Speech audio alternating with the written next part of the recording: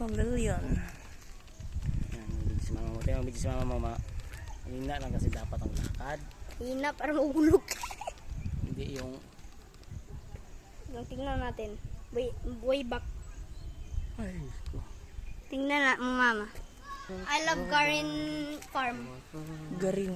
Ano kaya ibig Kala ko sabihin? garden. Ano kaya ibig sabihin yan? Garin pa? Pangalan? Garden? Kita mo yung ano ngayon? Si, ano yung oka garin? Apelyido? Garin mo.